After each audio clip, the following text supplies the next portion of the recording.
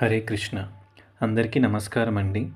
ఈరోజు మనం భగవద్గీత మొదటి అధ్యాయం 30వ శ్లోకం చూద్దాం.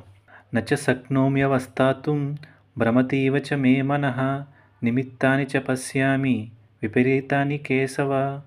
అర్థం: కేసి సంహారి, ఓ కృష్ణ, నేనిప్పుడు ఇక్కడ ఏమాత్రం నిలవలేకపోతున్నాను.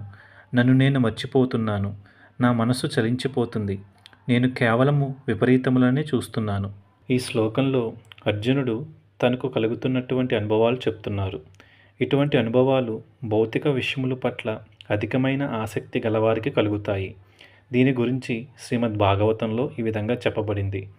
భయం ద్వితీయాభినివేశతః స్యాత్. అర్థం: భౌతిక బంధ పరిస్థితుల చేత అధికముగా ప్రభావితులైన వారిలోనే అటువంటి భయము మరియు మానసిక అస్థిరత్వము ఏర్పడును. కాబట్టి ఎవరైతే కేవలం వారి యొక్క స్వార్థపూరిత విషయముల పట్ల మాత్రమే ఆసక్తి కలిగి ఉంటారో వారికి ఇటువంటి భయము, మానసిక అలజడి కలుగుతుంది.